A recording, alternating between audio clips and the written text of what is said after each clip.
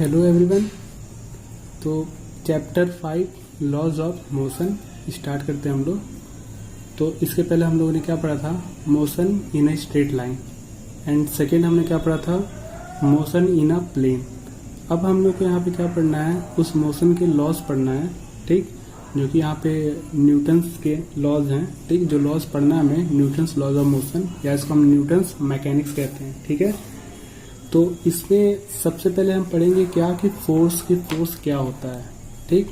Force, तो force होता क्या है कि an external effort in the form of pull और पुश, ओके, दैट चेंजेस और tends to change the state of rest और ऑफ मोशन और डायरेक्शन और डायमेंशन ऑफ अ बॉडी, ठीक है। ये हम बोल सकते हैं। जैसे कि कहने का मतलब कि अगर हमने कोई एक ऑब्जेक्ट लिया, ठीक है, और इस ऑब्जेक्ट पे क्या करें, अगर हम कोई एक्सटर्नल एफर्ट लगाए, एक्सटर्नल एफर्ट जैसे कि या तो इसको हम क्या कर दे, पुश कर दे, या तो इसको हम क्या करें, पुल कर रहे हैं, ठीक है, यानी कि पुश या पुल कर दे, तो क्या होगा कि ये अपना पोजीशन क्या करेगा, चेंज करेगा। जैसे कि मान लो कि अभी मतलब स्टेट इसका क्या होगा, चेंज होगा। अभी स्टेट इसका क्या है कि रेस्ट में है, तो जब इस पर हम पुश या पुल करेंगे तो ये क्या आ जाएगा, मोशन में आ जाएगा, ठीक है, और उसी डायरेक्शन में आएगा जिस डायरेक्शन में हमने इस पे एफर्ट लगाया है, ठीक। तो उसको हम क्या कहते हैं, फोर्स कहते हैं, ठीक। अब फोर्स का हमें क्या पढ़ना है, एब्सोल्यूट यूनिट क्या होती है, ठीक। यहाँ से एक आपका फॉर्मूला आएगा फोर्स का। फोर्स जैसे मान लो कि ये ऑब्जेक्ट है, ठीक है, इस ऑब्जेक्ट का कुछ न कुछ मास होगा, m फॉर मास हो गया, ठीक है, और जब इस पे हम पुश या पुल करेंगे तो मान लो कि अभी ये रेस्ट में है, तो रेस्ट में है या मान लो मोशन में ही है, तो फिलहाल तो इसका जो इनिशियल वेलोसिटी हो जाएगा ये, जब इसको हम पुश या पुल करेंगे यानी कि एक्सटर्नल जब एफर्ट लगाएंगे तो क्या होगा, इसके वेलोसिटी में क्या होगा, चेंज होगा, और उसके रेस्पेक्ट में क्या होगा, टाइम होगा, जिसको आप क्या कहते हैं, एक्सेलरेशन, ठीक है, मतलब rate of change in velocity, तो उसको हम क्या बोलते हैं, एक्सेलरेशन। तो मास इंटू क्या हो जाएगा, यहाँ से फॉर्मूला आएगा मास इंटू ए, इसका डेरिवेशन है कैसे आया है, एफ इजिकल टू क्या होता है, एम इंटू ए, ठीक। अब इसका हमें क्या पढ़ना है, इसकी यूनिट क्या होगी, एब्सोल्यूट यूनिट, ठीक है। तो यहाँ पे देखते हैं एब्सोल्यूट यूनिट्स, ठीक। तो पहले इसमें हमें पढ़ना क्या है, एब्सोल्यूट यूनिट में SI यूनिट क्या होती है। SI आप समझ रहे होंगे, इंटरनेशनल, ठीक है, SI यूनिट। तो इसकी इंटरनेशनल में आप पढ़े होंगे कि इंटरनेशनल जो होता है सिस्टम MKS होता है। M जो होता है क्या, M होता है मीटर, और K होता है किलोग्राम, S होता है सेकेंड, ठीक। मीटर किसके लिए मेजर करते हो, लेंथ, ये आपका मास, ये हो गया आपका टाइम। तो यहाँ पे SI यूनिट क्या होगा, F इजकल टू हमें पता है कि F इजकल टू होता है M इंटू ए। M क्या होता है, मास, और मास के यूनिट होता है किलोग्राम, और एक्सेलरेशन होता है मीटर पर सेकेंड स्क्वायर, ठीक है। तो इसको हम बोल सकते हैं, न्यूटन बोलते हैं, मतलब kilogram metre per second square को हम क्या बोलते हैं, न्यूटन, और इसको हम सिर्फ कैपिटल N से भी लिख सकते हैं, ठीक है। तो इसका मतलब है कि ये आपका SI यूनिट है, जो कि न्यूटन बोल सकते हो, या तो kilogram metre per second square हो गया, ठीक है। सेकेंड हम आते हैं क्या, CGS यूनिट। इसकी CGS यूनिट क्या होती है, CGS का मतलब होता है, CGS का मतलब C for centimetre, G for होता है ग्राम, और S पर होता है क्या, सेकेंड होता है। तो CGS में इसकी क्या यूनिट होगी, C का मतलब सेंटीमीटर, मतलब लेंथ हो गया, ये आपका मास हो गया, ये टाइम हो गया।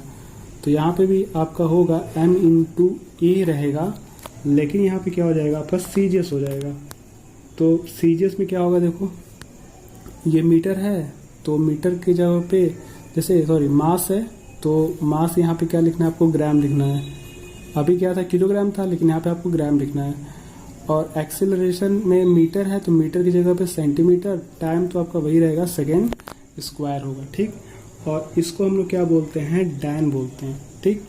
क्या बोलते हैं इस यूनिट को, जैसे यहाँ पे न्यूटन बोल रहे हैं, तो इसका क्या होता है नाम, डायन होता है। ठीक है, तो यहाँ पे एक कन्वर्जन देखिए कि जब आप न्यूटन से डायन में आते हैं तो क्या होता है। जैसे न्यूटन में आप देख रहे होंगे kilogram metre per second square है। ठीक, we know that 1 kilogram is equal to 1000 gram and 1 metre is equal to 100 centimetre.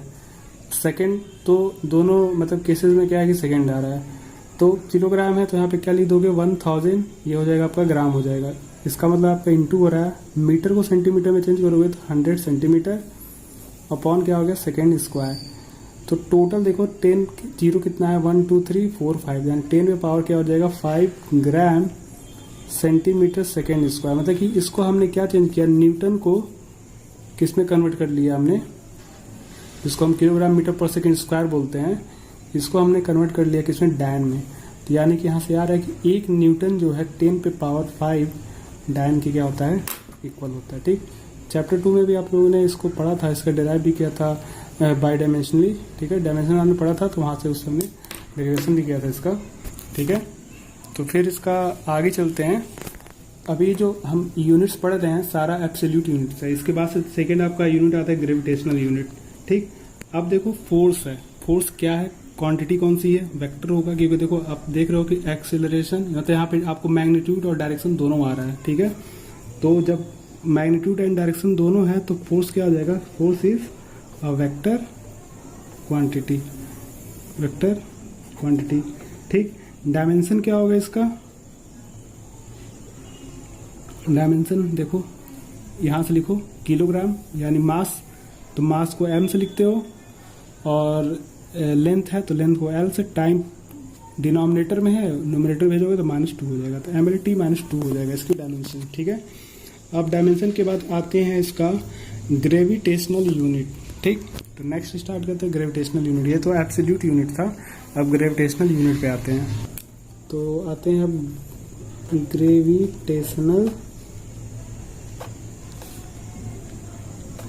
Units. ठीक है, तो इसमें भी पहले हम क्या पढ़ेंगे, SI इंटरनेशनल सिस्टम। ठीक, तो इंटरनेशनल सिस्टम में क्या आएगा यहाँ पे किलोग्राम। ठीक, किलोग्राम वेट पर किलोग्राम क्या होता है, फोर्स होता है। ठीक, पब्लिक इसको ये बोलते हैं, तो 1 kgf किलोग्राम फोर्स ठीक होता है 9.8 न्यूटन। ये आप याद करेंगे कि 1 किलोग्राम फोर्स में क्या होता है 9.8 न्यूटन होता है। ठीक है, ये SI सिस्टम हो गया। अगर CGS में आएंगे आप तो ग्राम वेट हो जाएगा। ठीक है, जैसे यहाँ पे किलोग्राम वेट था तो यहाँ पे ग्राम वेट हो जाएगा, यानी कि GF बोलेंगे, यानी ग्राम पर फोर्स।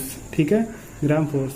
तो 1 GF में क्या हो जाएगा 980, यहाँ पे न्यूटन था तो यहाँ पे क्या आ जाएगा डायन आ जाएगा, क्योंकि CGS में क्या होता है डायन होता है। ठीक, तो इसको आप याद कर लेंगे।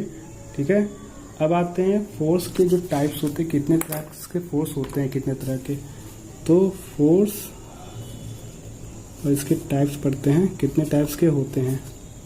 ठीक है,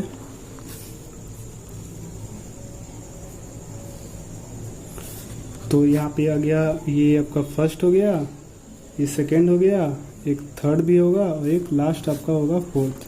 ठीक, तो फर्स्ट वाले में जो है आपका पहला आएगा ग्रेविटेशनल फोर्स होता है। ठीक, मतलब पहला आएगा आपका ग्रेविटेशनल, क्या इसको हम बोलेंगे क्या, नॉन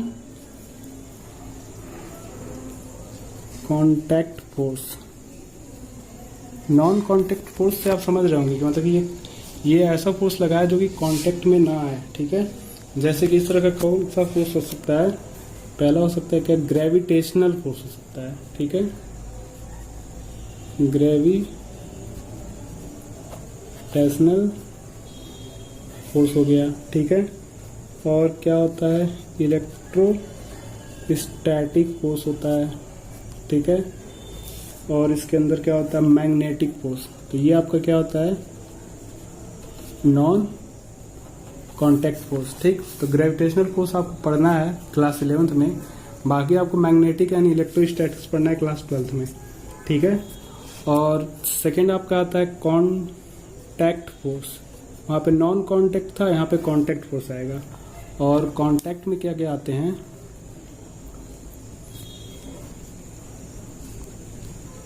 पहला आता है इसमें टेंशन आता है, ठीक है, टेंशन। तो टेंशन जो है आप पढ़ेंगे यहाँ पे, ठीक है। टेंशन ये एक फोर्स है, टी से इसको लिखते हैं। और फिर आता है क्या, नॉर्मल रिएक्शन। तो नॉर्मल रिएक्शन भी पढ़ेंगे यहाँ पे आप, इसी चैप्टर में आपका। इसको एन से बोलते हैं, या तो इसको हम आर से भी लिखते हैं, ठीक है। और आता है क्या, स्प्रिंग। तो स्प्रिंग फोर्स भी आप पढ़ेंगे यहाँ पे, मतलब क्लास 11 में पढ़ेंगे, ठीक है। और फ्रिक्शन भी होता है, फ्रिक्शन फोर्स, तो ये भी आपको पढ़ना है क्लास 11। मतलब ये सारे जो भी टॉपिक्स है कॉन्टैक्ट वाला सारा आपको पढ़ना है क्लास 11, ठीक है। उसके बाद होता है एक वीक फोर्स, ठीक। ये आपका यहाँ पे लिख दिया था मैंने, ये हमने यहाँ पे लिखना है थर्ड, ठीक। ये आपका क्या है, वीक फोर्स। तो वीक फोर्स में क्या है आपका, जैसे वंडर वॉल आ जाता है, ठीक। तो वंडर वॉल पढ़ेंगे आप यहाँ पे, वंडर वॉल फोर्स। और लास्ट आपका आता है न्यूक्लियस फोर्स, ठीक है। ये 4 टाइप्स के फोर्सेस होते हैं, ठीक है। और सबका अलग अलग क्या है, अलग अलग फोर्स में क्या है कि अलग अलग के टाइप्स होते हैं। जैसे कि आपका कांटेक्ट में आ गया टेंशन, नॉर्मल, रिपेलिंग, फ्रिक्शन। और नॉन कांटेक्ट में क्या हो गया, ग्रेविटेशनल आ गया, इलेक्ट्रोस्टैटिक्स आ गया, मैग्नेटिक आ गया, ठीक है। तो ये फोर्स के टाइप्स थे, ठीक है। तो अब आते हैं ग्रेविटेशनल फोर्स पे। ग्रेविटेशनल फोर्स, ठीक है। क्या होता है gravitational force, attraction between objects due to virtue of their masses, ठीक है। मतलब कि अगर मान लो कि यहाँ पे हमने एक बना दिया, यहाँ पे अर्थ बना दिया है, ठीक है। और मान लो कि डिफरेंट डिफरेंट मासेस के क्या हैं, ऑब्जेक्ट्स हैं, ठीक। और इनका जो अट्रैक्शन हो क्या, टू ऑब्जेक्ट। जैसे मान लो एक अर्थ हो गया, दूसरा आपका ये मान लो कुछ अनदर प्लैनेट्स है, तो दो के बीच में जो अट्रैक्शन होता है, ठीक है, 2 ऑब्जेक्ट्स के बीच में, वो हमारा क्या होता है, ग्रेविटेशनल फोर्स होता है, ठीक। Act toward the centre of earth, जो कि यहाँ पे एक्ट करेगा, तो act toward the centre of earth, ठीक। जो कि अभी पढ़ाए थे अभी, 1 kgf इजकल टू क्या होता है, 1 kgf इजकल टू 9.8 न्यूटन, जिसको हम क्या बोल सकते हैं, 10 न्यूटन भी बोल सकते हैं अप्रॉक्स, ठीक। तो यहाँ से इसका फोर्स जो होता है यहाँ पे, ग्रेविटेशनल फोर्स जो लग रहा है 2 ऑब्जेक्ट्स के बीच में, तो यहाँ से एक फोर्स का फॉर्मूला आता है, जिसका डेरिवेशन हम पढ़ेंगे चैप्टर 8 में, ग्रेविटेशनल है, ठीक है। तो फिलहाल यहाँ पे जो फॉर्मूला आएगा, F इजकल टू होता है G। मान लो कि पहले ऑब्जेक्ट का मास क्या है, m1, और दूसरे वाले ऑब्जेक्ट का नाम क्या है, m2, अपॉन क्या होता है, r², ठीक। क्लास 9 में आपने पढ़ा भी था, इसका फॉर्मूला आया था, ठीक है। यूनिवर्सल लॉ ऑफ ग्रेविटेशन पढ़े थे, वहाँ से ये आया था फॉर्मूला, इसका डेरिवेशन है, ठीक है। अभी ग्रेविटेशनल नहीं पढ़ रहे हम लोग का अभी टॉपिक क्या है, लॉज ऑफ मोशन पढ़ना है। तो ये जो फॉर्मूला है आपका ग्रेविटेशनल का है, ठीक। अब आते हैं इसके बाद, ये तो ग्रेविटेशनल फोर्स हो गया, और इसके बाद आते हैं हम नॉर्मल रिएक्शन, ठीक है। नॉर्मल रिएक्शन, ठीक है, जिसको हम एन से भी लिखते हैं, या तो आर से भी इसको रिप्रेजेंट करते हैं, ठीक है।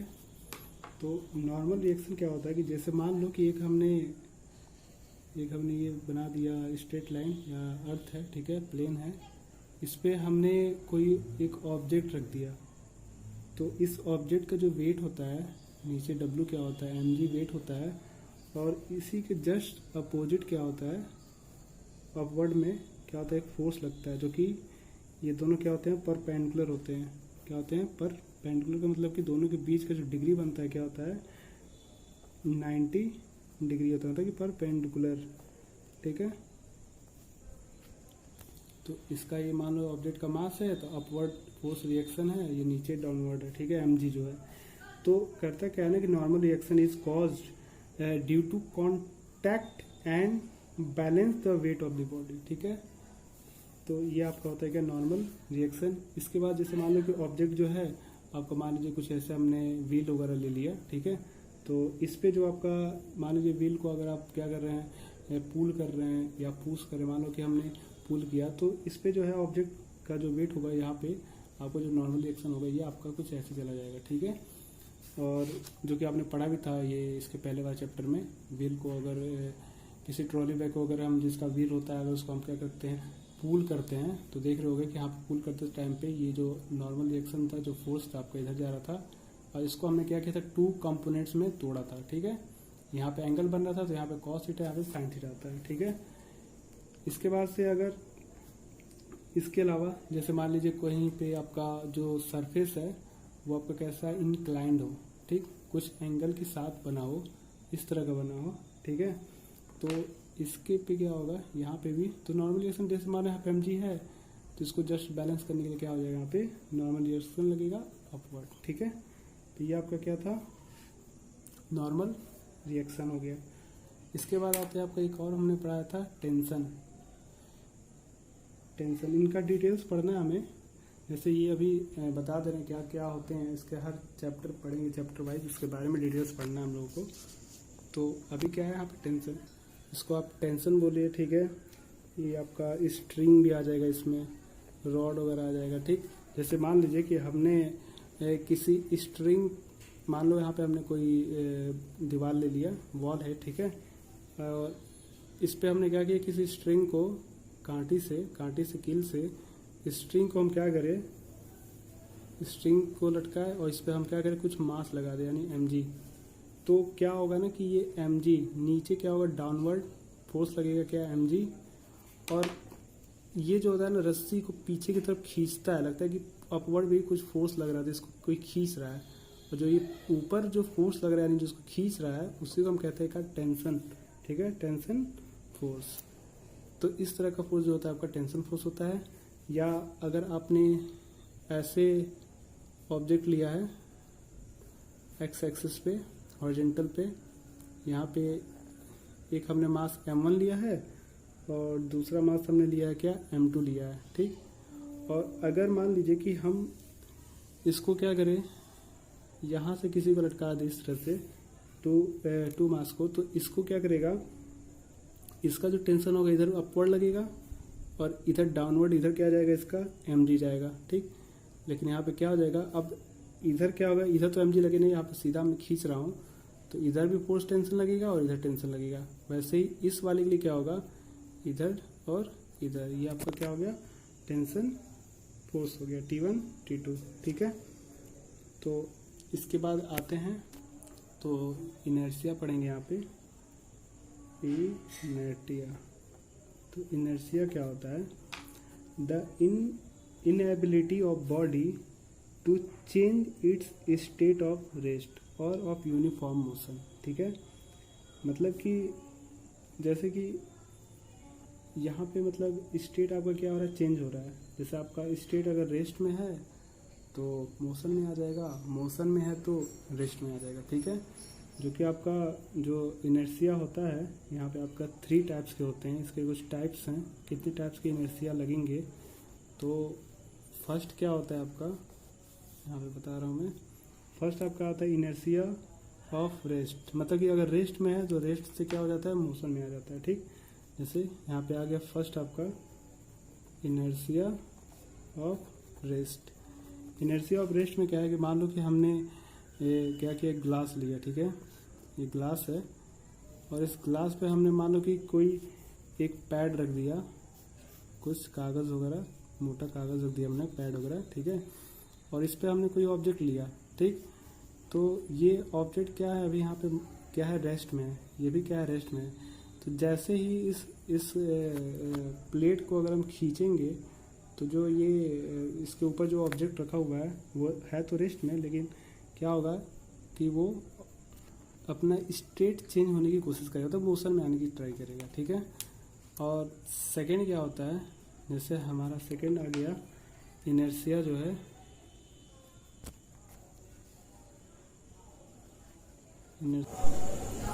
सेकेंड आते हैं इनर्शिया ऑफ डायरेक्शन। तो डायरेक्शन पे भी यहाँ पे चेंज होगा, जैसे कि आप लेफ्ट जब भी आप कार से जा रहे हो, अगर लेफ्ट टर्न लेते हो तो फिर वापस आप क्या होता है स्ट्रेट आने की ट्राई करते हो, ठीक है। जैसे आपने लेफ्ट टर्न लिया लेकिन हमारा बॉडी क्या आता है फिर वापस स्ट्रेट में आ जाता है इस तरह से, ठीक। तो भाई डायरेक्शन चेंज हुआ लेकिन फिर वापस डायरेक्शन चेंज कर रहा है, लेफ्ट मुड़ा लेकिन फिर हमारा ऑब्जेक्ट क्या वापस बॉडी जो स्ट्रेट में था उसमें चेंज आने की कोशिश करता है, ठीक। राइट लिए हो तो भी वही हो रहा है, तो डायरेक्शन भी चेंज हो रहा है, तो यहाँ भी इनर्शिया ऑफ डायरेक्शन कहेंगे इसको, ठीक है। जब क्या हो लेफ्ट से स्ट्रेट आया मतलब डायरेक्शन चेंज हो रहा है, ठीक है। और लास्ट में क्या है, लास्ट आपका आएगा इनर्शिया, आपको पढ़ना है मोशन के लिए, इनर्शिया ऑफ मोशन। तो इनर्शिया ऑफ मोशन में क्या है कि जैसे कि गाड़ी है तो गाड़ी पे अगर हम ब्रेक लगाते हैं तो हम आगे की तरफ चले जाते हैं, ठीक है, यानी अपवर्ड मूव करते हैं। तो जब गाड़ी स्टार्ट होता है कभी कभी, जैसे आप रेस्ट में हैं, गाड़ी में बैठे, ट्रेन में भी बैठे हो आप, तो जब ट्रेन में बैठते हो तो जब ट्रेन स्टार्ट होती है तो हम पीछे की तरफ जाते हैं, यानी डाउनवर्ड जाते हैं। यानी देखो रेस्ट में थे लेकिन हमारा हम तो रेस्ट में लेकिन मोशन में कौन है, ट्रेन है, लेकिन हम क्या करते हैं फिर पीछे जाते हैं और फिर वापस स्ट्रेट फिर रेस्ट में आने की ट्राई करते हैं। पहले मोशन में गए फिर वापस हम रेस्ट में आ जाते हैं, ठीक है। वही जब ब्रेक मार लगता है तो हम आगे की तरफ जाते हैं फिर वापस पीछे, मतलब फिर उस पोजीशन में आ जाते हैं, ठीक। तो ये आपका होता है इनर्शिया ऑफ मोशन, ठीक। अब यहाँ पे पढ़ना है हम लोग को लीनियर मोमेंटम। जैसे मोमेंटम है तो आपको अभी यहाँ पे लीनियर पढ़ना है, ठीक है। तो अब हम लोग पढ़ेंगे क्या, लीनियर मोमेंटम। लीनियर मोमेंटम, ठीक है। ये क्या होता है, ये क्या होता है, it is the product of mass of a body, ठीक है, एंड इट्स वेलोसिटी, ठीक है। मतलब कि मास, कोई बॉडी है उसका जो मास है उसकी जो वेलोसिटी है उनके प्रोडक्ट को हम कहते हैं क्या, लीनियर मोमेंटम, ठीक है। यानी लीनियर मोमेंटम को हम पी से लिखते हैं। ये क्या बताता है कि लीनियर मोमेंटम क्या है कि वेक्टर क्वांटिटी है, ये बताता है वेक्टर के लिए। और मास और वेलोसिटी के क्या होता है, प्रोडक्ट के इक्वल होता है। तो linear momentum P equal to आप क्या लिख सकते हैं, मास इंटू वेलोसिटी। ये भी क्या आपका वेक्टर है, तो इसलिए जो वेक्टर उस पर हमने क्या लगा दिया, बार लगा दिया, ठीक है। और इसकी यूनिट क्या होगा, अच्छा यहाँ पे ध्यान दीजिएगा, जैसे कि मास और वेलोसिटी दोनों के प्रोडक्ट के क्या है यहाँ पे इक्वल होता है। तो जैसे मान लीजिए कि अगर कोई ऑब्जेक्ट है यहाँ पे, ठीक है, जैसे मान लीजिए कि कोई एक बुलडोजर है, ठीक है, बुलडोजर है और एक कोई छोटा सा मतलब मान लीजिए कि गाड़ी है, ठीक है।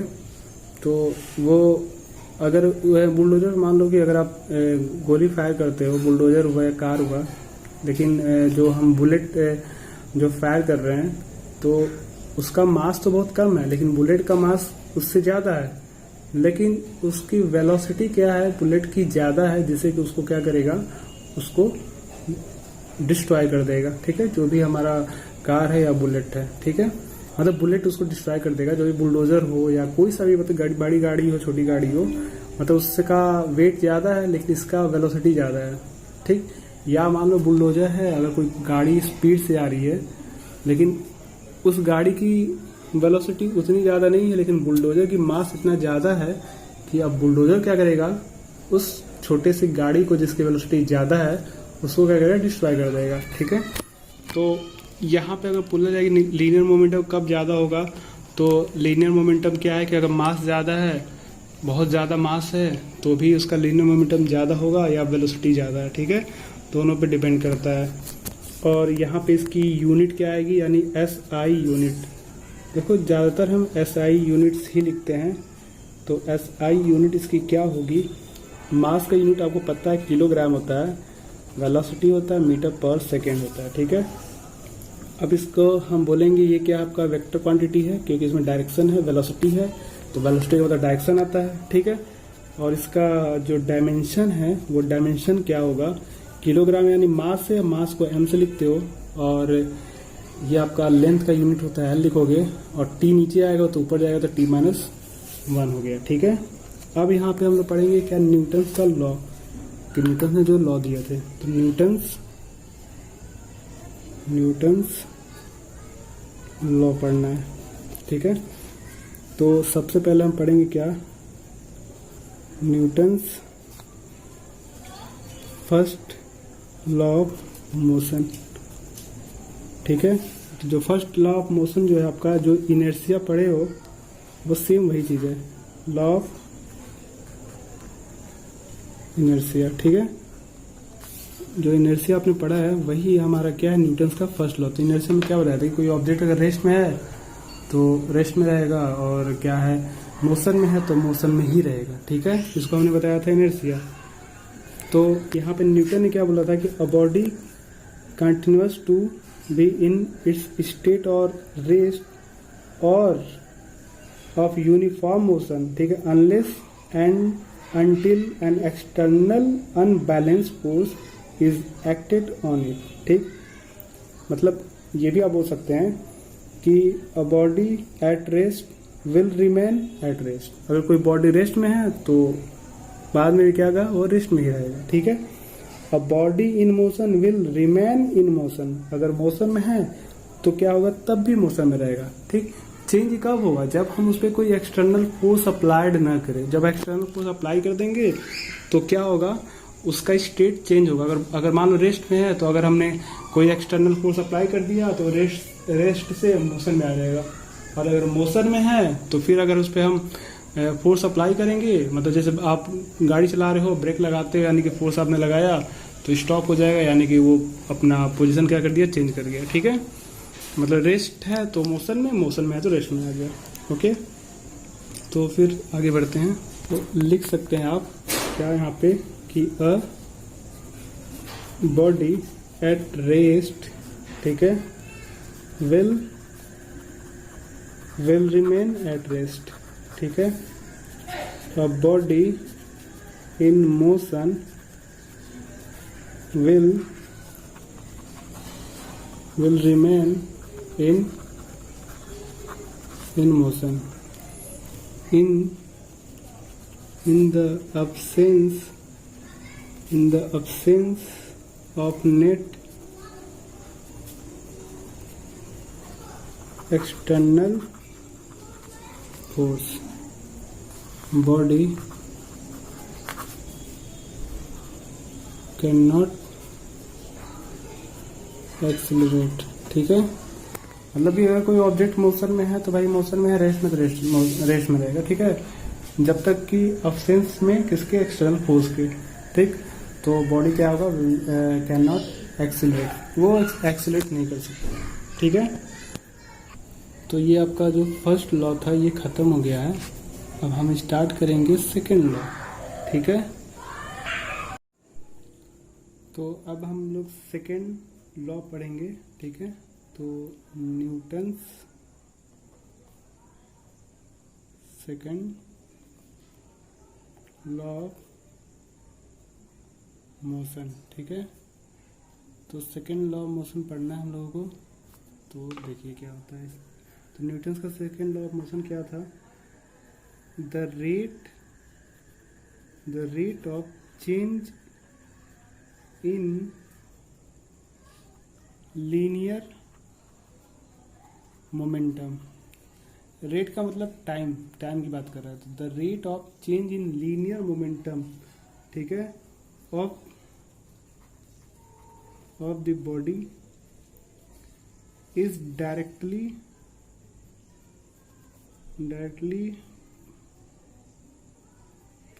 proportional to the applied force या external फोर्स, ठीक है। जो भी हम एक्सटर्नल फोर्स जो अप्लाइड कर रहे हैं, ठीक है, and is directed as that of the force. तो आप ऐसे ही बोल सकते direct, the rate of change in linear momentum is directly proportional to applied force, ठीक है।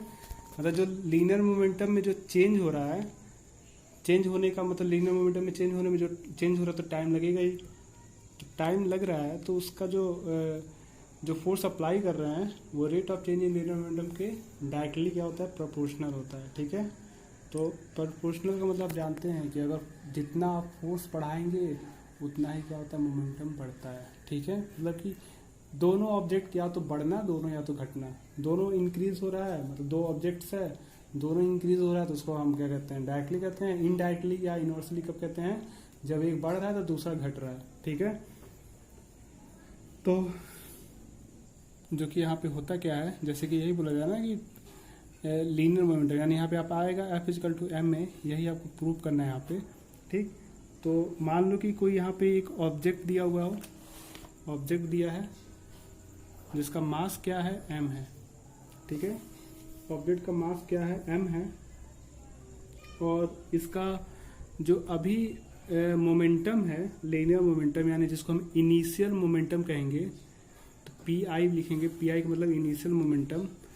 तो इनिशियल मोमेंटम क्या होगा, जब इनिशियल इसका अभी देखो, अभी यहाँ पे इसका इनिशियल पोजीशन और इनिशियल वेलोसिटी, तो u हो गया।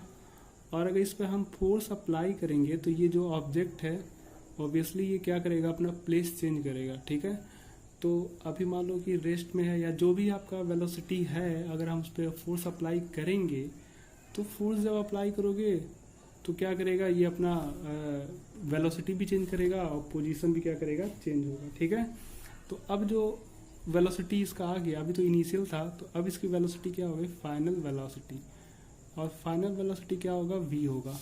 और मोमेंटम क्या बताया था हमने कि मास और वेलोसिटी के प्रोडक्ट का, तो यहाँ पे अभी इनिशियल वेलोसिटी है तो इनिशियल मोमेंटम यानी पी आई क्या होगा, M U, mass into velocity.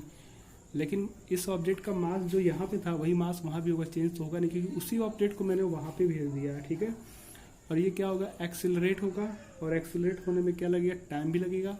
ठीक, तो यहाँ पे पी एफ का मतलब फाइनल मोमेंटम, तो एम वी हो जाएगा। इसको हम क्या बोलेंगे, इनिशियल मोमेंटम,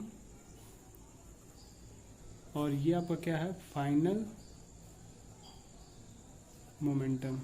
ठीक है, तो अभी हमने डेफिनेशन क्या बताया है कि rate of change in linear momentum, linear momentum में जो चेंज हो रहा है, तो पहले क्या है, इनिशियल था, फिर जो है फाइनल है। ठीक है, तो भाई डिफरेंस निकाल दो, पहले तो भाई कहाँ से कहाँ पहुँचा, तो डिफरेंस का मतलब फाइनल माइनस इनिशियल। ठीक है, और इसमें क्या लगा, टाइम टेकन, ये तो आपका आ गया टोटल क्या, ये आपका लीनियर मोमेंटम है। लेकिन हमने क्या बोला है कि rate of change in momentum, linear का मतलब कि अगर आपका जो मोशन है वो स्ट्रेट में है तो उसको लीनियर बोलते हैं। 2 डायमेंशन होता है तो वहाँ पर आपका लीनियर नहीं आएगा। ठीक है, प्लेन में आएगा। ठीक, तो लीनियर मोमेंटम रेट का तो डिवाइड होता है। लीनियर मोमेंटम में क्या हो रहा है, P F minus P I upon time taken is directly proportional to क्या है, अप्लाइड फोर्स। अप्लाइड फोर्स का मतलब एफ, इसको आप ऐसे लिख सकते हैं, F is directly proportional to P F minus P I upon क्या हो जाएगा, टी हो जाएगा। ठीक है, अब यहाँ पे क्या लिखेंगे, F is directly proportional to P F का मतलब यहाँ से देखो पी एफ इजकल टू क्या है, एम भी, तो यहाँ पे क्या लिख सकते हो आप, एम भी, और पी आई का मतलब एम यू अपॉन क्या हो जाएगा, time T. P F we know that, P F क्या था ऊपर, पी एम भी, और पी आई क्या था, एम यू था। ठीक, तो F is directly proportional to, दोनों जगह मास क्या है, सेम है, कॉमन लो, तो V minus U upon T. और आप पढ़े होंगे acceleration, final velocity minus initial velocity upon time को क्या बोलते हो आप, एक्सीलरेशन। ठीक है, तो F is directly proportional to M, तो इसको हम क्या लिख सकते हैं, ये लिख सकते हैं। ठीक है, और जब यहाँ पे हम डायरेक्टली प्रोपोर्शनल का साइन हटाएंगे तो यहाँ पे क्या आएगा, एफ इज इक्वल टू करेंगे तो एक कांस्टेंट के आएगा, यानी एम इंटू ए, और इस कांस्टेंट के की जो वैल्यू होती है वो 1 होती है, जो कि ये क्या है, कांस्टेंट है। ठीक है, न्यूटन ने दिया था इसकी वैल्यू, तो एफ इजिकल टू 1, के की जगह पे आप 1 रखोगे तो बचेगा F is equal to M A, जो कि आपने फोर्स का ये अपने फॉर्मूला पढ़ा था, एफ इजिकल टू क्या होता है, एम ए। ठीक, इसकी यूनिट्स वगैरह आपको पता है। ठीक, तो अब हम पढ़ेंगे थर्ड लॉ। इसको मतलब कैलकुलस मेथड से भी कर सकते हैं, जैसे आप कैलकुलस पढ़े हैं तो जितना भी डेरिवेशन है आप ये कोशिश करिएगा कि कैलकुलस मेथड से ही सॉल्व करिए। तो ये आपका सिंपल क्या था, मैथमेटिकल मेथड था, ठीक है। और अब हम कैलकुलस से पढ़ेंगे। अच्छा ये बताइए, अगर मान लीजिए यहाँ पे फोर्स जीरो हो जाएगा, एफ जीरो हो जाएगा, तो एक्सिलरेशन भी क्या हो जाएगा, जीरो हो जाएगा, ठीक। और बाई कैलकुलस मेथड, तो कैलकुलस मेथड से कैसे सॉल्व करेंगे इसको हम, ठीक है। तो जैसे कि अभी हमने क्या बोला है कि f is directly proportional to, क्या हमने पता, डिफ्रेंशिएट करोगे ना किसको, d बाई डी टी, यही होता है ना रेट। अभी हमने वर्ड क्या लगाया था कि rate of change in linear momentum with respect to time, मतलब ऐसे बोल सकते हो change in linear momentum with respect to time. Change in linear momentum, देखो change in linear momentum, okay, with respect to time. तो देखो with respect to time का मतलब ये आपका क्या हो गया, डेरिवेटिव हो गया, यानी डी डी टी किसको डेरिवेटिव करना है, लीनियर मोमेंटम यानी पी को लिखना है। तो यानी डी बाई डी टी यानी डिफ्रेंशिएट करना है किसको, लीनियर मोमेंटम को। जब आप यहाँ पे लीनियर मोमेंटम को जब डिफ्रेंशिएट करेंगे तो अभी क्या करना है, यहाँ पे पहले आप इस डायरेक्टली प्रोपोर्शनल का साइन हटाएंगे तो एक कांस्टेंट आएगा, क्या की आएगा, तो डी बाई डी टी, और लीनियर मोमेंटम आप जानते हैं क्या होता है, m इंटू वी होता है, ठीक है। तो f is equal to P is equal to हमें पता है m इंटू वी होता है। तो अब यहाँ से क्या हो जाएगा, जो कांस्टेंट है उसको बाहर निकाल दो, तो कि हम कांस्टेंट तो v भी है लेकिन हमको उसको वहाँ रहने देते हैं। और D V by D T यानी कि देखो d बाई डी टी किसको डिफ्रेंशिएट किया जा रहा है, वेलोसिटी को। तो जब वेलोसिटी को डिफ्रेंशिएट करते हैं तो आपको क्या आता है, एक्सेलरेशन आता है। और इस k का वैल्यू आप जानते हैं 1 कांस्टेंट है, तो k तो 1 हो गया, तो बच गया m, और इसको आप क्या लिख देंगे a। तो देखो यहाँ पे कैलकुलस मेथड से भी आपने ला दिया f इक्वल टू m में, ठीक है। अब हम लोग पढ़ेंगे थर्ड जो है आपका न्यूटन का जो थर्ड लॉ है, ठीक है। तो न्यूटन्स क्या है, थर्ड लॉ ऑफ मोशन, ठीक है। देखिए थर्ड लॉ ऑफ मोशन क्या है, न्यूटन ने क्या बताया था कि every action has an equal and opposite reaction, ठीक है। मतलब every action has an equal and opposite reaction, मतलब कहने का मतलब जैसे कभी कभी आप दौड़ते हुए अगर आप दीवार से आप टकरा गए, ठीक है, तो टकराने के बाद से आपको लगता हो कि हम पीछे आ रहे हैं, तो एक्शन हुआ है, जितना हमने एक्ट किया उसका उतना ही रिएक्ट करता है, ठीक है। लेकिन वो डायरेक्शन क्या होता है, हमारा अपोजिट होता है। जैसे आप देखो, जैसे हमारा टेबल है, अगर हमने इस टेबल पे हमने ऐसे धीरे से मारा था, वो चोट बहुत कम लग रहा है, तो थोड़ा तेज मारे हैं तो सर चोट लग रहा है कि हमको लग रहा है, यानी कि देखो जितना हम एक्शन कर रहे हैं उतना ही हमें रिएक्ट कर रहा है, ठीक है। तो जितना तेज मारते जाएंगे हमें उतना ही तेज चोट लग रहा है, यानी कि अपोजिट हमें रिएक्ट करता है, ठीक है। तो every action has an equal and opposite reaction. तो एक्शन का रिएक्शन होता है सेम मैग्नीट्यूड, लेकिन डायरेक्शन क्या होता है आपका, अपोजिट होता है। ये न्यूटन्स का क्या था, थर्ड लॉ था, जिसके बहुत सारे एप्लीकेशन है। इस एप्लीकेशन से बहुत सारी चीजें चलती है, जैसे रॉकेट आपने देखा है, ठीक है। तो रॉकेट क्या है कि जैसे अपने यहाँ पे हमने एक रॉकेट मैं बना लेता हूँ, तो ये आपका रॉकेट है, ठीक। तो रॉकेट में आपको ध्यान दीजिएगा कि यहाँ पे आपको दिया जाता है जलाने के लिए, आप आग लगाते हो यहाँ पे। तो जब आग लगाते हो तो इसमें से क्या होता है, इसमें अंदर जो भी मसाला वसाला भरा है तो वो उसको क्या करते हैं, नीचे डाउनवर्ड में क्या होता है, फोर्स लगाता है नीचे, ये फोर्स। और देखो जब ये नीचे फोर्स लगाएगा तो ऑब्वियसली ये इसके ऊपर अपवर्ड भी क्या होगा, फोर्स लगेगा, अपवर्ड भी फोर्स लगेगा। और यही जो अपवर्ड फोर्स, देखो जितना नीचे रिएक्ट करता है, एक्ट करता है, उतना ही ऊपर क्या करेगा, रिएक्ट करेगा। नीचे एक्ट किया, ऊपर क्या कर रहा है, रिएक्ट कर रहा है, ठीक है। तो रॉकेट क्या करता है, ऊपर चला गया, भाई देखो एक्ट किया, नीचे फोर्स लगाया, और उसको अपोजिट डायरेक्शन में उसके जस्ट अपोजिट उतना ही मैग्नीट्यूड का अपवर्ड क्या करता है, फोर्स लगा देगा, ऊपर रिएक्ट कर जाएगा, तो फिर रॉकेट क्या होता है, हमारा ऊपर उड़ने लगता है, ठीक। इसलिए कभी कभी देखते हो कि जो रॉकेट भी बहुत अच्छा मसाला उसमें, मतलब जो मटेरियल्स अच्छा नहीं होता है तो ज़्यादा ऊंचाई तक नहीं जाता है, या तो फिर वो क्या होता है, डिफ्यूज हो जाता है, जल्दी हो जाता है। ठीक है। और दूसरी चीज़ क्या है कि जैसे आप कभी कभी वॉल से टकरा जाते हो, जैसे यहाँ पे वॉल दिया है, ठीक है, दौड़ते हुए जाते हो तो कभी कभी टकरा जाते हो अगर आप इस वॉल से, तो पीछे क्या होता है, यहाँ पे रिएक्ट करते होगे। ठीक। या तो जैसे पानी वगैरह रिवर वगैरह में जो नाव चलाते हैं, तो नाव पे देखते होगे कि जो नाव चलाने वाला होता है तो देखते हो कि डंडे से क्या करता है, इधर जब हमें आगे जाना होता है तो पानी को ऐसे फेंकता है, इधर पीछे रिएक्ट करता है, तो यानी इधर एक्ट किया, इधर एक्ट करता है, तो फिर हमारा नाव क्या होता है, इधर चलता है, यानी कि इधर क्या करता है, ये इधर एक्ट किया तो इधर क्या होता है, रिएक्ट करता है, जिससे कि हमारा नाव क्या होता है, चलना शुरू हो जाता है। ठीक है। यानी इधर एक्शन किया, दूसरा अपोजिट क्या करता है, रिएक्शन करता है, सेम मैग्नीट्यूड, जिससे नाव हमारा चलने लगता है, यानी मूव करने लगता है। ठीक है। और कभी कभी देखोगे जैसे गोली है, बंदूक है, गन लिए हो, जैसे मान लो एक गन है, ठीक है, गन बना रहा हूँ मैं, ये गन है, ठीक है, और इस गन से अगर हम बुलेट को फायर करते हैं, तो जैसे ही हम बुलेट को फायर करते हैं तो आप जैसे सामने की तरफ अगर आपने एक्ट किया ना, तो थोड़ा सा क्या होता है, पीछे हमें अपोजिट साइड क्या होता है, हम थोड़ा सा झुक जाते हैं। ठीक है। यानी कि रिएक्ट कर जाते हैं। तो यहाँ पे इसका भी ये दिया है एग्जांपल थर्ड लॉ का। तो बहुत सारी चीज़ें हैं जो कि आपका थर्ड लॉ पे कोई फॉलो कर रहा है। ठीक। तो ये आपके न्यूटन के जो 3 लॉस थे ये आपका कंप्लीट हो गया है। तो अब आते हैं वाई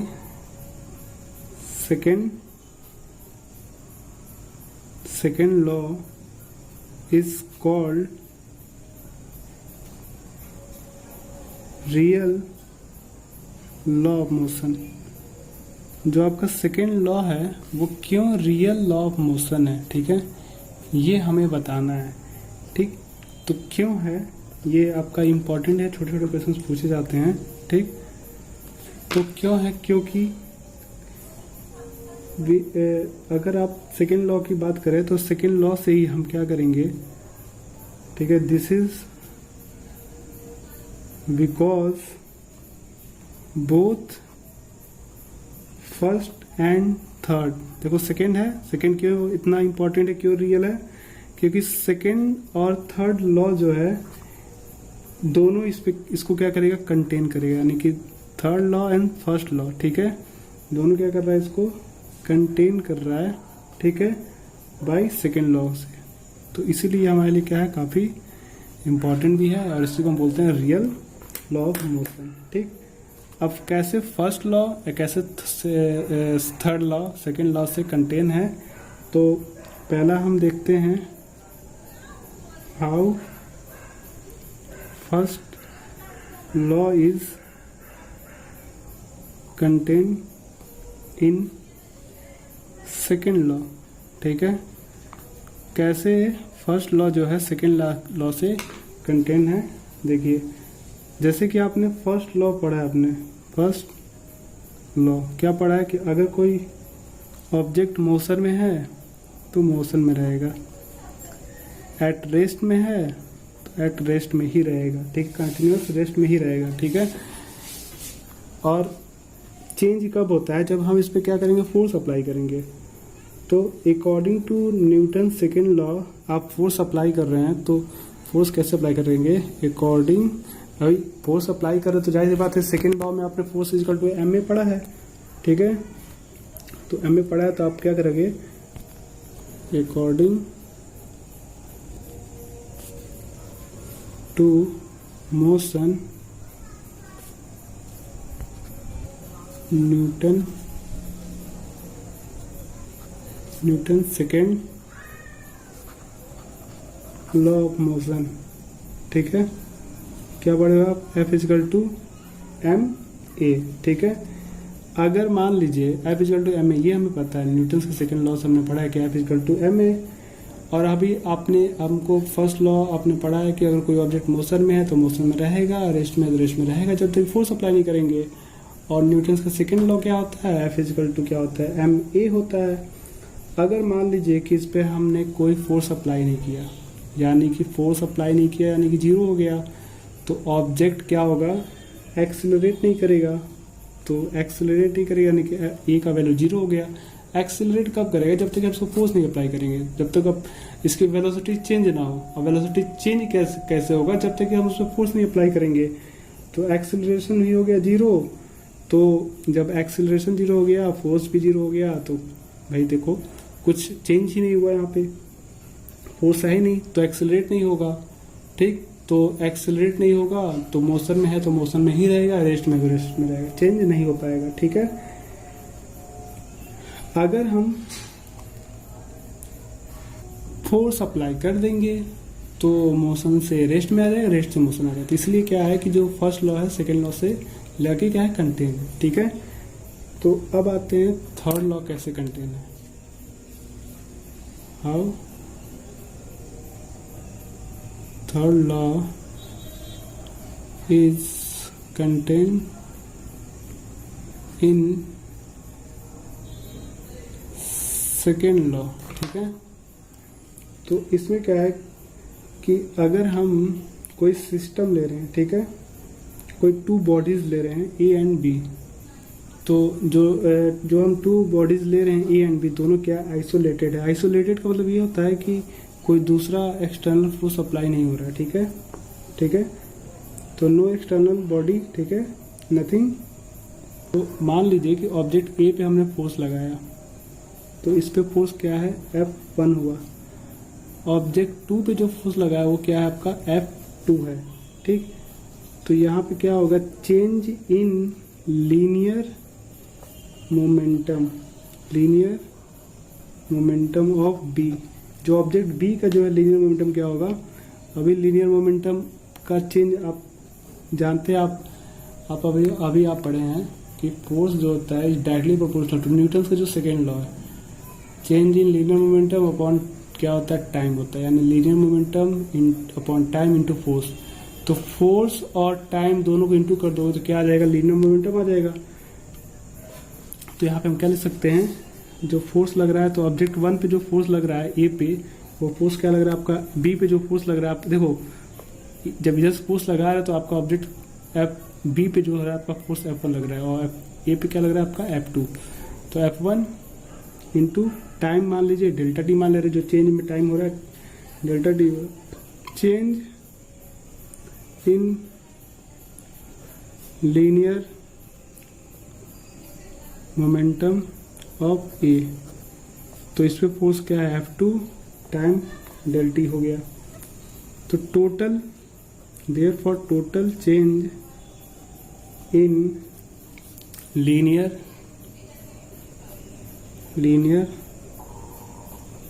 मोमेंटम क्या होगा, टोटल कितना चेंज हुआ, जो पहला चेंज प्लस दूसरा चेंज, दोनों को क्या करेंगे हम ऐड कर देंगे, तो टोटल कितना चेंज हुआ ये हमें पता चल गया। ठीक है, तो अगर हम इस ऑब्जेक्ट पे अगर मान लीजिए अभी तो हमने जब फोर्स लगाया तो ये आया, अगर मान लीजिए कि हम इस पे कोई फोर्स अप्लाई ना करें, ठीक है, अगर हम एक्सटर्नल फोर्स कुछ एक्ट ना करें सिस्टम पे, तो न्यूटन्स का second law total change in linear momentum क्या होगा, 0 हो जाएगा। देखो जब फोर्स अप्लाई नहीं करोगे तो फोर्स दोनों क्या हो जाएगा, 0 हो जाएगा। तो जो लीनियर मोमेंटम है वो क्या हो जाएगा, 0 होगा। तो जब तक आप फोर्स अप्लाई नहीं करोगे, जैसे ऑब्जेक्ट है भाई रेस्ट में तो रेस्ट में रहेगा, जब तक आप फोर्स अप्लाई नहीं करोगे तब तक ये अपना वेलोसिटी नहीं चेंज होगा। जब वेलोसिटी चेंज नहीं होगा तो लीनियर मोमेंटम नहीं चेंज होगा। तो भाई फोर्स 0 होगा तो फिर क्या होगा, लीनियर मोमेंटम 0 हो जाएगा। ठीक, और जब हम फोर्स लगा देंगे तो फोर्स लगाएंगे तो क्या आ जाएगा।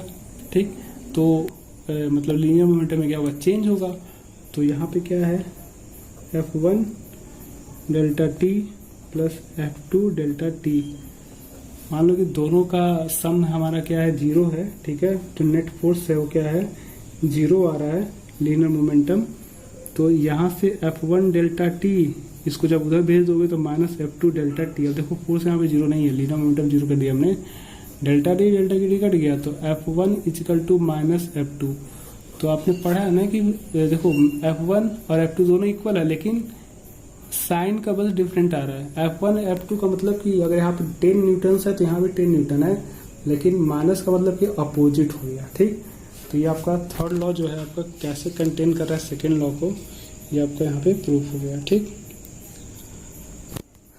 तो अब आते हैं हम लोग, इसके बाद हम लोग को क्या पढ़ना है अब, principle of conservation of linear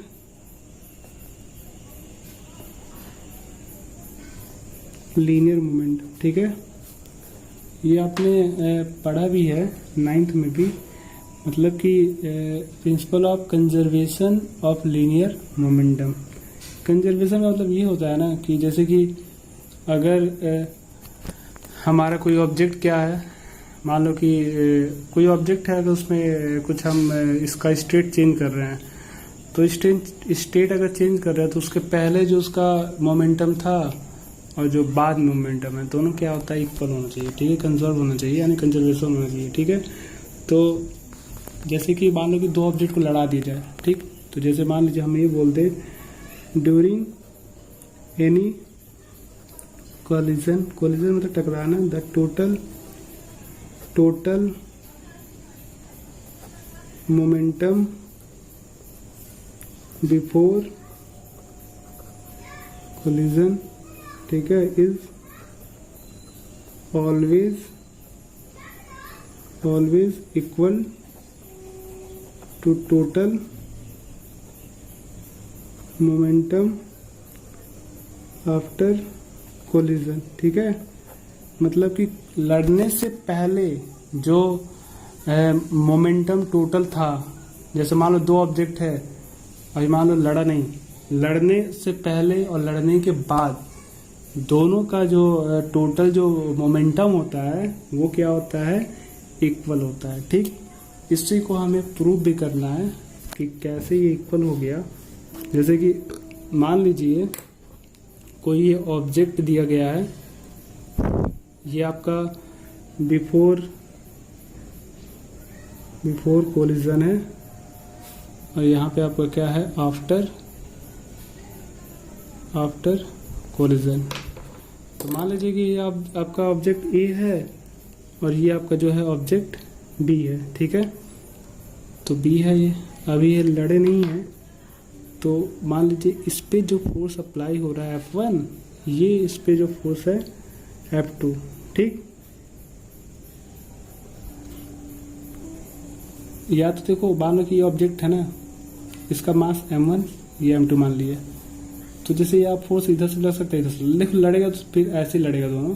फिलहाल मान लो कि ये इसका डायरेक्शन दोनों का सेम ही हो सकता है। मान लो ये इसका जो इनिशियल वेलोसिटी है, इसको हमने क्या मान लिया, u1 मान लो या ua मान ले, यहाँ पे हमने क्या मान लिया, ub।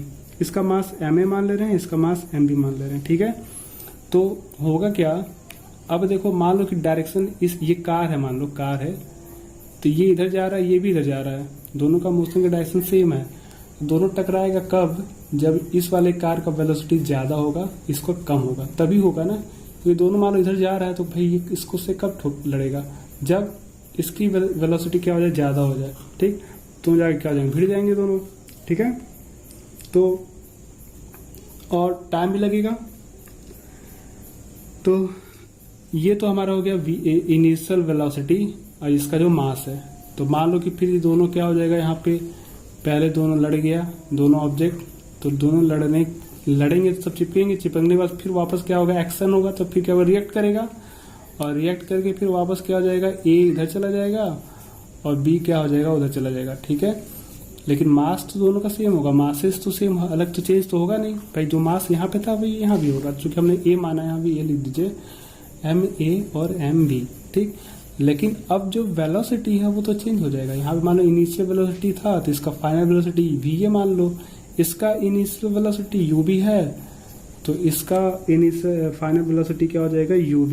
ठीक है, ये लड़ने के बाद ये पोजीशन आ रहा है। ठीक, तो यहाँ पे हमको ये प्रूव करना है कि total momentum before collision equal हो जाए आफ्टर कोलिजन, मतलब टोटल लीनियर मोमेंटम यहाँ पे भी है आफ्टर कोलिजन। तो बिफोर कोलिजन क्या होगा, pa प्लस pb, ये होगा ना, पहले वाला किधर का पी ए, इसका हो जाएगा P B is equal to क्या हो जाए आफ्टर कोलिजन, मान लो कि P A dash P B dash हो जाएगा। ठीक, तो ये दोनों क्या हो जाए इक्वल हो जाए, मतलब इसको पी ए को देखो, पी लीनियर मोमेंटम को क्या बोलते हैं, मास इंटू वेलोसिटी। तो पी ए का मतलब इसका क्या होगा, दोनों को इंटू कर दो, तो M A U A plus M B U B is equal to, इसको क्या बोलेंगे एम ए वी ए, ठीक है, plus M B V V. ठीक है, ये हमें क्या करना है, प्रूव करना है कि कैसे ये आया। तो कैसे आएगा देखिए, अभी आप न्यूटन्स का थर्ड लॉ पढ़े हैं, तो थर्ड लॉ से ही हमें करना है। फिलहाल अभी हम आते हैं सेकेंड लॉ पे। ठीक, तो बाई सेकेंड लॉ क्या होता है, change in momentum of body A. तो ए का जो लीनियर मोमेंटम बॉडी चेंज हुआ, क्या हुआ, ऑब्जेक्ट ए का पहले क्या था, पी ए था, बाद में क्या हो गया, पी ए डैश हो गया। तो फाइनल लीनियर मोमेंटम क्या है, पी ए डैश, पहले क्या था, पी ए था। ठीक, वैसे ही change in momentum of body B, तो क्या हो जाएगा, P B dash minus P B हो जाएगा। ठीक है, फाइनल लीनियर मोमेंटम और माइनस क्या हो जाएगा, इनिशियल। और सेकेंड लॉ आप पढ़े भी हैं कि होता क्या है कि लीनियर मोमेंटम क्या होता है, change in linear momentum is directly proportional to applied force. तो अगर हम ऑब्जेक्ट ए का लीनियर मोमेंटम का चेंज करें तो क्या होगा। ठीक, तो पहला जो है आपका लीनियर मोमेंटम जो ऑब्जेक्ट ए का था, क्या था, P A minus P dash A minus P A upon time, मान लीजिए हमने मान लिया डेल्टा टी लग गया। तो इस पे फोर्स कौन लगा रहा है, पी एफ टू लगा रहा है, क्योंकि इस पे जो फोर्स अप्लाइड किया कौन है, ये वाला फोर्स लगा रहा है जो फोर्स एफ टू है। ठीक, ये आपका हो गया इक्वेशन, ये आपका 1 हो गया। वैसे ही अगर दूसरे वाले का लिखेंगे तो P B minus P B dash minus P B del T, इस पे जो फोर्स लगा रहा है कौन, F1। ठीक, और आप जानते हैं थर्ड लॉ कि force F1 is equal to minus F2, दोनों क्या होता है, इक्वल होता है। ठीक, तो F1 का वैल्यू क्या है आपका, ये है P B dash minus P B upon del T is equal to, minus का साइन हो जाएगा, P dash A minus P A upon del T हो जाएगा। ठीक है, और डेल टी खत्म, पी बी का मतलब आपका यहाँ पे ये वाला, इसकी बात कर रहा है, पी बी डैश यानी ये वाला है, ये पी ए डैश है। तो क्या होगा भाई, linear momentum final object B का, तो क्या होगा, M B into V B. तो यहाँ पे क्या लिखेंगे, M B into V B minus P B का मतलब ऑब्जेक्ट बी का ही हमें क्या बताना है, इनिशियल बताना है। पी बी का मतलब इनिशियल, डैश का मतलब फाइनल है, तो मास तो वही रहेगा लेकिन इनिशियल का मतलब यू बी हो जाएगा। टी तो गायब हो गया, माइनस फिर देखो पी ए डैश यानी कि पहले ऑब्जेक्ट का फाइनल लीनियर मोमेंटम, तो मास तो वही रहेगा, फाइनल के लिए बस वेलोसिटी वी ए हो जाएगा, माइनस पी ए का मतलब एम ए वी ए हो जाएगा। ठीक है, यू ए आ जाएगा, सॉरी यू है ना इनिशियल।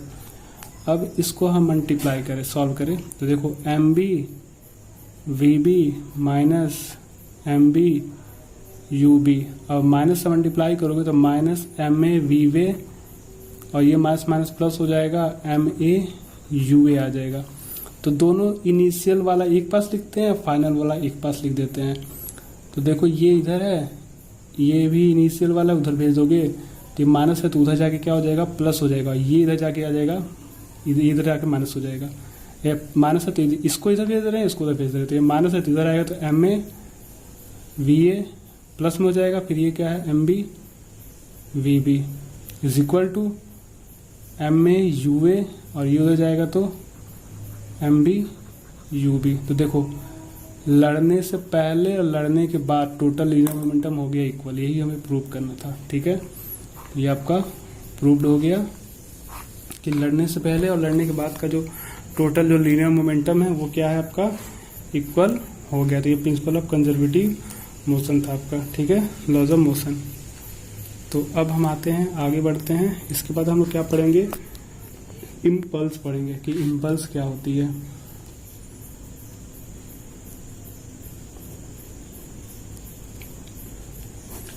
इम्पल्स भी आपका एक फोर्स है, ठीक है, लेकिन ये बहुत क्विक एक्ट करता है। एक्शन इसका जो होता है काफी क्विक टाइम के लिए होता है। जैसे कि हम कह सकते हैं इसको, it is measure of total effect of force, ठीक है, मतलब बोल सकते हैं forces that act on particles for short time, ठीक, मतलब पार्टिकल्स पे अगर छोटे कम समय के लिए अगर जो फोर्स अप्लाइड होता है उसको हम कहते हैं क्या, इम्पल्स। जैसे कि हैमर से नेल को, अगर हम नेल को दीवार के अंदर ले जाना होता है तो क्या करते हैं, हैमर से हम क्या करते हैं, इसको हैम करते हैं, ठीक है। तो क्या होता है कि क्विक समय के लिए हम क्या करते हैं, वहां पे फोर्स अप्लाई करते हैं, तो उसको हम कहते हैं क्या, इम्पल्स, ठीक। तो फॉर एग्जांपल क्या हो सकता है कि अगर आप क्विक एक्शन करते हैं, जैसे कि हैमर, नेल, ठीक है, किक, बॉल को किक करना, ठीक, ये सब हमारा क्या होता है, शॉर्ट टाइम के लिए होता है। तो इम्पल्स क्या हो जाएगा, जो हमारा एवरेज फोर्स आ रहा है, एवरेज फोर्स आया, ठीक है, और एवरेज फोर्स में जो टाइम लग रहा है, ठीक, तो एवरेज फोर्स इनटू टाइम, क्योंकि हमको कम समय के लिए फोर्स अप्लाई कर दो तो उसको हम कहते हैं क्या, इम्पल्स, ठीक। SI यूनिट क्या होगा, फोर्स है तो इसका तो होगा न्यूटन, टाइम है तो सेकेंड, तो न्यूटन सेकेंड होगा, ठीक। डायमेंशन क्या हो जाएगा, न्यूटन का तो आप जानते हैं MLT-2 और टाइम का फिर एक आ जाएगा T, तो फाइनली क्या आएगा, MLT, यहाँ पे आप 1 मान लीजिए तो माइनस का तो -1 आएगा, तो MLT-1 आ जाएगा, किसका डायमेंशन आ जाएगा, किसका, इम्पल्स का आ जाएगा, ठीक है। और इम्पल्स को हम ये भी कहते हैं, जैसे कि इम्पल्स आप पढ़े हो क्या कि एवरेज फोर्स इनटू क्या होता है, टाइम, ठीक। लेकिन इम्पल्स क्या होता है, लीनियर मोमेंटम के भी क्या होता है, इक्वल होता है, जो लीनियर मोमेंटम में जो चेंज हो रहा है, ठीक। तो यानी कि impulse is also equal to change in momentum, तो जो मोमेंटम में चेंज हो रहा है उसको भी कहते हैं क्या, हम इम्पल्स बोलते हैं, ठीक है। तो इसको हम प्रूव करेंगे कैसे ऐसे हो रहा है, तो इसको भी हम प्रूव करते हैं। जैसे हमको ये पता है ना कि फोर्स इक्वल टू क्या होता है, मास इनटू एक्सेलरेशन होता है। तो force equal to mass, acceleration पता है कि A equal to change in velocity upon time, यानी कि v माइनस यू अपॉन क्या लिख सकते हो आप, टाइम लिख सकते हैं, ठीक है। तो अगर t को उधर भेज दो तो t ft हो गया, तो m into V minus U, तो एफ टी इजकल टू क्या हो जाएगा, जब मल्टीप्लाई करोगे तो एम भी माइनस एम यू, तो फोर्स एफ टी मतलब फोर्स इंटू क्या हो गया, टाइम हो गया, ठीक है। और m mass into final velocity, यानी कि एफ पी एफ बोलोगे, ये जैसे आप पी एफ लिख दो, यहाँ पे P2 की जगह पी एफ और पी आई लिख दो, ठीक है, मतलब final linear momentum and initial linear momentum. और पी वी को क्या बोलेंगे, पढ़े ना अपने, फाइनल वेलोसिटी क्या होता है, final momentum m into V, और इनिशियल आप क्या बोलते थे, m इंटू यू, क्योंकि मास और वेलोसिटी के प्रोडक्ट को हम बोलते हैं क्या, लीनियर मोमेंटम। तो यहाँ पे देखो फोर्स इंटू टाइम, तो फोर्स आ गया ना यहाँ पे, फोर्स इंटू टाइम, और ये आपका क्या हो गया, change in momentum, change in momentum. तो इसको हम क्या बोलते हैं, फोर्स इंटू, अभी टाइम पढ़े हो आप, इसको क्या बोलते हैं, इम्पल्स बोलते हैं, आई। और चेंज इन लीनियर मोमेंटम हो गया। तो ये आपका प्रूफ हो गया, ठीक है, जो कि हमें प्रूफ करना था। ठीक, तो अब आते हैं हम लोग पढ़ते हैं फ्रिक्शन क्या होता है। ठीक है, फ्रिक्शन, और इसी टॉपिक से हमको ज़्यादा पढ़ना है, आगे फ्रिक्शन पे ही पढ़ना है, ये आपका चैप्टर जो है। तो फ्रिक्शन क्या होता है कि फ्रिक्शन भी आपका एक फोर्स है। तो friction is the force which oppose the relative motion of two bodies, ठीक है, और टेंडेंसी ऑफ रिलेटिव मोशन। ठीक है, रिलेटिव मोशन एक वर्ड आ गया। रिलेटिव मतलब ये होता है ना, जैसे कि आप, जैसे मान लो ये बस है, ठीक है, ये बस जो है मान लीजिए इधर जा रही है, ये बस इधर, और ये वाली भी बस जो है आपका सेम डायरेक्शन दोनों का सेम है, ठीक है, और ये जो आपका इसकी जो स्पीड है 80 किलोमीटर पर आवर है और इसकी स्पीड जो है 60 किलोमीटर पर आवर स्पीड है। ठीक है, तो क्या होगा कि ये वाला बस क्या होगा, आगे निकल जाएगा क्योंकि स्पीड ज़्यादा है। लेकिन देखो 60 किलोमीटर जो होगा इसको आप पोज कर रहा होगा 60 किलोमीटर, क्योंकि देखो 60 किलोमीटर ये चल रहा है, तो ये भी 60, इतना तो आपका इसका क्लियर हो गया कि हाँ भाई 60 चलना चाहिए। अब जो ये क्रॉस कर रहा है वो क्रॉस कितना एक्स्ट्रा पे कर रहा है, क्रॉस 20 किलोमीटर पर आवर। तो ये जो 20 किलोमीटर पर आवर है यही इसका क्या होता है, रिलेटिव हो जाता है इसका मोशन। ठीक, ये इसका आपका रिलेट कर रहा है, इसके रिलेटिव वेलोसिटी क्या है। जैसे यहाँ पे वेलोसिटी बढ़ा गया तो क्या रिलेट किया वेलोसिटी। ठीक, वही तुमको अगर देखो ये बस का डायरेक्शन इधर है और दूसरा बस का डायरेक्शन इधर है, दोनों को क्रॉस करना है। तो यहाँ पे देखो माइनस कर दिया गया है और यहाँ पे क्या करोगे आप, प्लस कर दोगे, क्योंकि देखो ये जो है इधर जा रहा है और ये जो है इधर जा रहा है। तो ये 80 है, ये 60 है, तो दोनों को क्रॉस करने में एक दूसरे को क्या कर रहा है, देखो ये भी चल रहा है ये भी चल रहा है, तो दोनों चल रहे हैं ना यार, दोनों मोशन में, तो दोनों को क्रॉस होने में जल्दी, देखो एक जाएगा, मान लो एक दोनों, एक इधर जा रहा है इधर जा रहा है, तो इसको क्रॉस करने में टाइम लगेगा, लेकिन दोनों को अपोजिट डायरेक्शन में जल्दी क्रॉस कर जाएगा। ठीक है, तो इस केस में क्या होगा, इसका दोनों का स्पीड ऐड हो जाएगा, यानी 80 प्लस क्या हो जाएगा, 60 हो जाएगा। ठीक, तो जो फ्रिक्शन है, फ्रिक्शन भी आपका एक फोर्स है जो कि आपको क्या बताता है, अपोज करता है रिलेटिव मोशन को। तो मान लो कि हमने कोई एक ऑब्जेक्ट लिया और एक इस पे हम फोर्स अप्लाई कर रहे हैं, तो जब फोर्स अप्लाई करते हो तो देखते हो कि ऑब्जेक्ट कुछ टाइम के बाद रुक जाता है, यानी कि इसके जस्ट अपोजिट क्या होता है, एक फोर्स लगता है। ठीक है, जो इसको अपोज करता है, जिसको रिलेटिव कहते हैं, ये हमारा होता है क्या, फ्रिक्शन फोर्स। ठीक है, तो ये हम इसको कहते हैं फ्रिक्शन फोर्स कहते हैं, तो इसको अपोज करना होता है। ठीक है, तो इसमें अब हमें फ्रिक्शन का ये पढ़ना है कि ओरिजिन ऑफ स्लाइडिंग फ्रिक्शन। तो सबसे पहले जो ओल्ड व्यू था कि भाई फ्रिक्शन क्या होता है, ओल्ड व्यू क्या था इसका फ्रिक्शन का, कि roughness of surface is the cause of friction. ठीक, मतलब अगर कोई सरफेस है और सरफेस का जो रफनेस है, ठीक है, रफनेस का जो कारण होता है, उस रफनेस के कारण से क्या होता है, हमारा फ्रिक्शन होता है। ठीक, ये सबसे पहले ओल्ड व्यू था, इस समय का नहीं था, मॉडर्न नहीं है।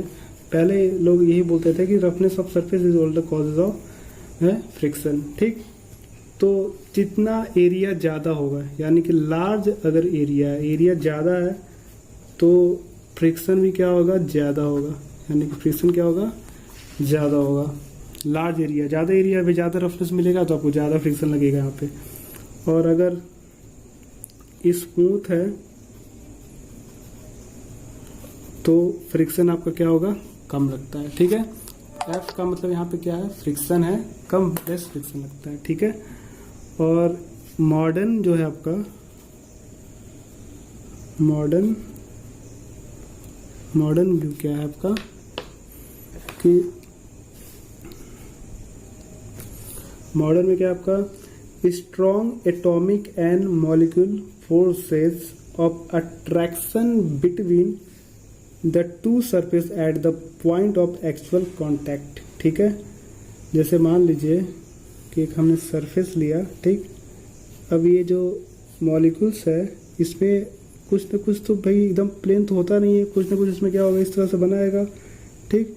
तो जो अट्रैक्शन होता है, अट्रैक्शन मॉलिक्यूल्स का होता है, उस अट्रैक्शन को ही हम कहते हैं, अट्रैक्शन को ही हम मतलब इस समय मॉडर्न जो बताया गया था कि जो अट्रैक्शन हो रहा है, ठीक है, मॉलिक्यूलर का, ठीक, जो भी टू बॉडीज है उनको हम क्या कहते हैं, फ्रिक्शन, ठीक। अब यहाँ पे हमें पढ़ना है क्या, फ्रिक्शन के टाइप्स पढ़ना है कि कितने कितने तरह के फ्रिक्शन होते हैं। तो types of friction,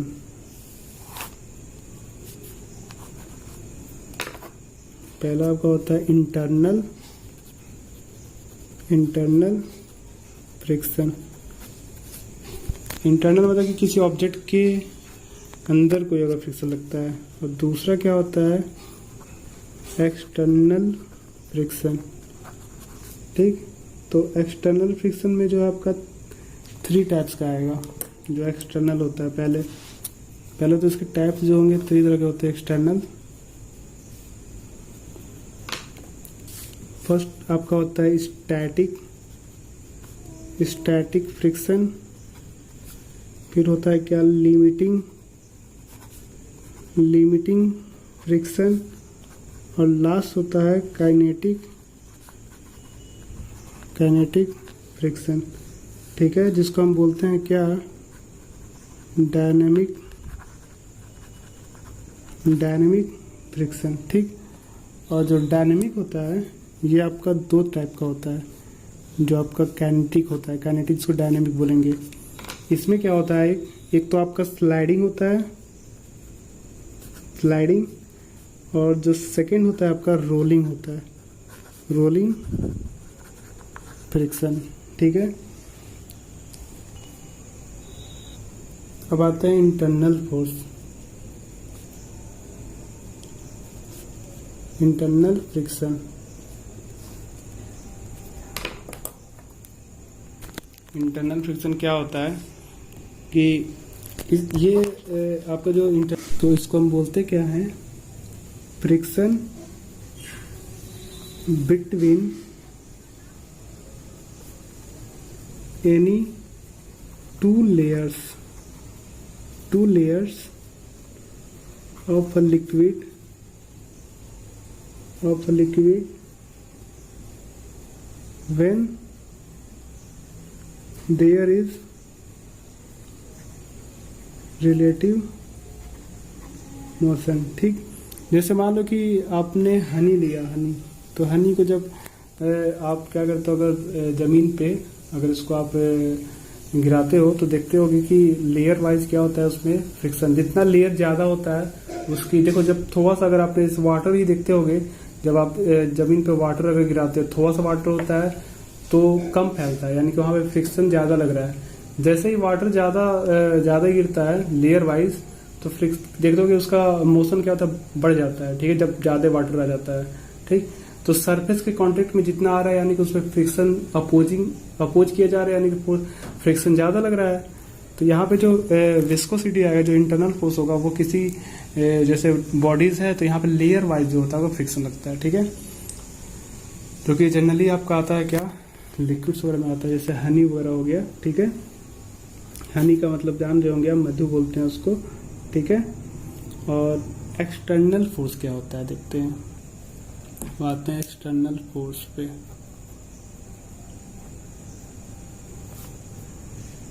sorry, friction है, फोर्स नहीं है, फ्रिक्शन पढ़ना है यहाँ पे, ठीक है। तो एक्सटर्नल का मतलब समझ रहे हो कि जो बाहर की तरफ लगता है फ्रिक्शन। जैसे कि ये हमने लिया सरफेस और इस पे हमने कोई ऑब्जेक्ट लिया, इस पे अगर हमने फोर्स अप्लाई कर दिया तो जो बैक में जो इसको अपोज कर रहा है जो फोर्स, इसी फोर्स को कहेंगे हम फ्रिक्शन, ठीक है, फ्रिक्शन, जो कि स्मॉल एफ से लिखते हैं इसको। अब आते हैं स्टैटिक फ्रिक्शन, जो कि एक्सटर्नल में आपने टाइप्स पढ़ा है, स्टैटिक और लिमिटिंग एंड डायनेमिक, जो कि काइनेटिक बोलते हैं। तो इसके जो टाइप्स पहला आता है स्टैटिक, क्या होता है, स्टैटिक फ्रिक्शन, स्टैटिक, स्टैटिक का मतलब समझ रहे होंगे कि रेस्ट, यानी स्टेशनरी, यानी इसको हम बोलते हैं क्या, रेस्ट बोलते हैं, ठीक है। तो body tend to move over the surface of other but actual motion has not at start, ठीक है। कहने का मतलब कि अगर मान लीजिए कोई सरफेस है, इस सरफेस पे हमने मान लो कि कोई कार बना दिया, कार है, ये कार है, या तो चलो भाई बस बना देते हैं, ये आपका बस हो गया, ठीक, बस है, ठीक है। अगर मान लो कि इसमें हमने फोर्स अप्लाई किया, तो अगर मान लो कि हमने पहले फोर्स अप्लाई किया 10 न्यूटन का, तो कार जो है, बस जो है मूव नहीं कर रहा है, क्योंकि जो हमने फोर्स लगाया है उतना उसके लिए सफिशिएंट नहीं है, ठीक है। अगर हमने फिर फोर्स जो है थोड़ा सा बढ़ा के 30 न्यूटन कर दिया, फिर भी अभी क्या आ रहा है कि जो बस है वो मूव नहीं कर रहा है, ठीक। फिर हमने फोर्स बढ़ा दिया है और 50 न्यूटन कर दिया है, लेकिन अभी भी बस जो है वो मूव नहीं कर रहा है, ठीक है, अभी भी वो क्या है, रेस्ट में ही है, ठीक। तो अब ये जो फ्रिक्शन होगा आपका स्टैटिक होगा, मतलब आप फोर्स आपने लगाया, पहले 10 लगाया, 30 लगाया, 50 लगाया, लेकिन फिर भी क्या है ना कि बस जो है जहाँ थी वहीं पे रह गई, यानी रेस्ट में रह गई, ठीक। तो जब रेस्ट में रह गया, जितना भी आपने फोर्स लगाया, मतलब फोर्स चेंज भी किया, लेकिन कोई चेंजेस नहीं आ रहे हैं, ठीक है। तो ये जो हमारा फ्रिक्शन होगा ये स्टैटिक होगा, मतलब ये फ्रिक्शन आपको पूरी तरह से स्टैटिक रखा है, मतलब रेस्ट में रख रहा है, ठीक, थोड़ा सा भी आगे नहीं बढ़ने दे रहा है, ठीक है। तो ये आपका स्टैटिक होता है, ठीक। फिर आते हैं हम स्टैटिक के बाद डायनेमिक आते हैं, ठीक है। डायनेमिक क्या, पहले लिमिटिंग पढ़ेंगे तब डायनेमिक पढ़ेंगे। तो इसमें अब आते हैं सेकंड जो है आपका लिमिटिंग फ्रिक्शन। अब इसमें क्या होगा कि मान लीजिए अभी फिर वही हमने बस लिया, बस है, ठीक है,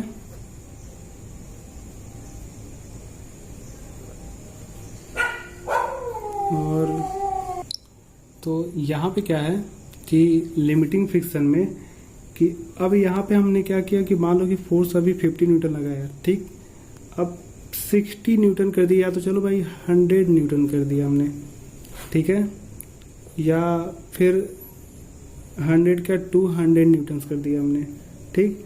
तो जस्ट ये क्या होगा ना, स्टार्ट होगा, जैसे आप बस पे धक्का लगाते हो बहुत सारे, मतलब 1 लोग लगाए थोड़ा सा, मतलब बस हिला, 2 लोग लगाए, मतलब 1 लोग लगाए तो कुछ नहीं हुआ, 2 लोग पे, 3 लोग पे, 4 लोग पे भी नहीं हुआ, लेकिन 5वां आ गया तो थोड़ा सा क्या होता है ना कि अब लग रहा है कि हाँ बस क्या होगा, चेंज होगा, वर्ज होना शुरू हो रहा है, ठीक है। तो ये हमारा क्या होता है, लिमिटिंग फ्रिक्शन होता है, ठीक। यहाँ पे जो फ्रिक्शन है यहाँ पे लिमिटिंग है, मतलब body just at the verge of moving on other, ठीक है। तो जस्ट स्टार्ट हो रहा है मूव करना, तो इस फ्रिक्शन को कहते हैं लिमिटिंग। और काइनेटिक आप समझ गए होंगे कि अगर अब 200 न्यूटन से जहां ज्यादा फोर्स लगाएंगे, तो 200 पे क्या है ना कि बस अब शुरू हो गया हिलना डुलना, ठीक है। अब जहां हम ज्यादा फोर्स लगा देंगे, यानी कि जिसको बोलेंगे डायनेमिक, यानी कि काइनेटिक का मतलब कि अब ये क्या हो जाएगा, मूव करना शुरू हो जाएगा, ठीक है, यानी अब ये मोशन में आ जाएगा, ठीक। तो जहां मोशन में कब आएगा, अब यही सेम बस जो है सेम प्लेस पे ही है। अब हमने क्या किया,